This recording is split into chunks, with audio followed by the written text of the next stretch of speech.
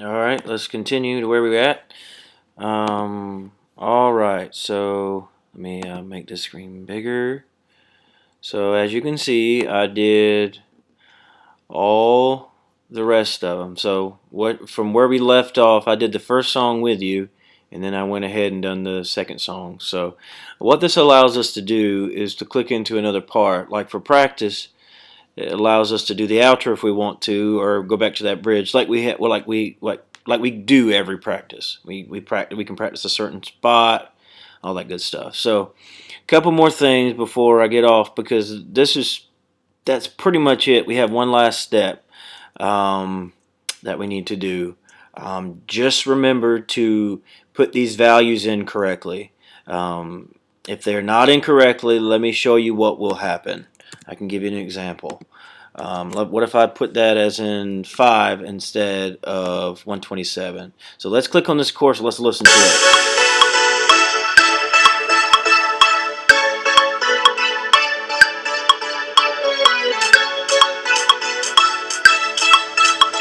Do you hear it not on?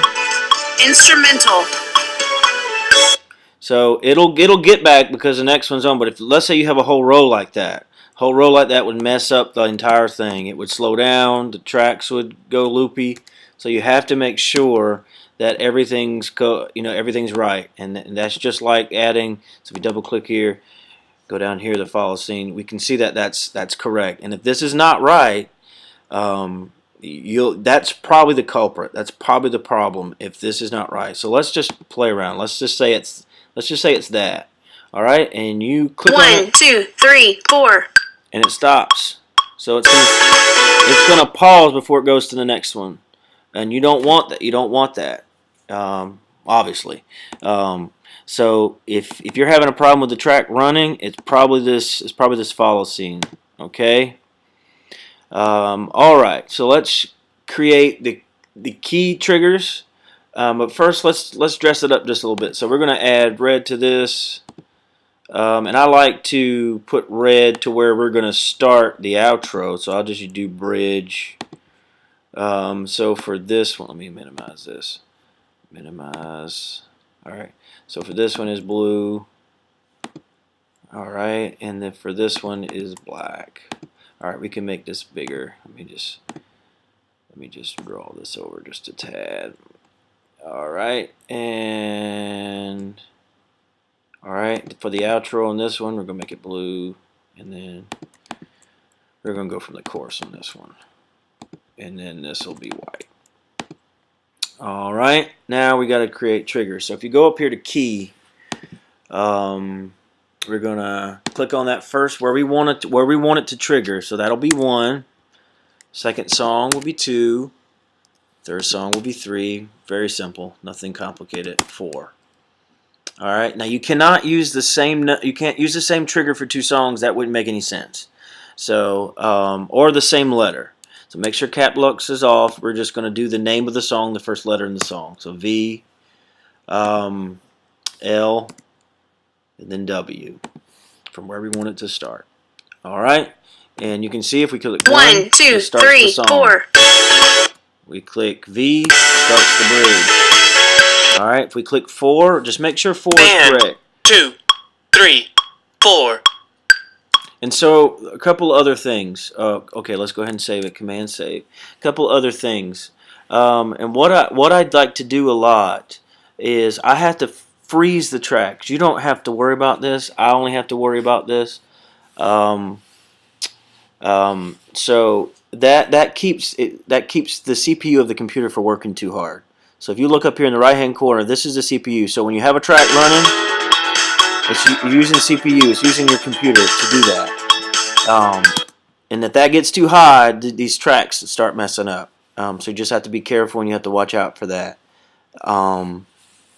Let's see if there's anything else. I'm going to go ahead and freeze this. I'm going to freeze it, so freeze track. This just keeps the computer safe from doing anything weird during a set. I think that is it. Trying to think if there's anything else. I don't think there is. You want to make sure this is set to 1 bar. because that just says when you click this, 1, 2, 3, 4. like when you click it, 1, 2, 3, 4. and let's say I want it to go to another scene. Let's say if I want it to go to the bridge at the end, B 2 3 4. So it's gonna wait 1 bar before it triggers. That's important. I'm sure I'm missing something. And so this is all for an MD. Let me explain this. For an MD, this is all I really want you to worry about is putting together this set in Ableton. So whatever we do that week, putting it in here, creating each one of them, each scene, and I'll do this part to the left over here.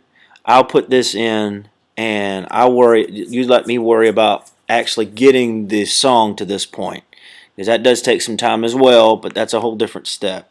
So for an MD, why I think this is so important for you, if you go in here, you're able, let's go to Victory, you're able to play each one of these songs, and you're able to look at each and every instrument in that song. So you're able to listen to the drums, you're able to listen to the bass, you're able to listen to each EG part. So let's say that you were at practice and the EG part is off and you hear it. I'm giving you the permission to say, hey, that's not the right part. Let's try playing another part. So in order, and that gives you can do a lot of things. So let's on verse 2, you want to know what the electric guitar is playing. You can see where the green is where something is playing. So you can hear it stop and hear the piano. So these buttons at the bottom. Okay, let me go over that real quick. So this turns it off, on, okay?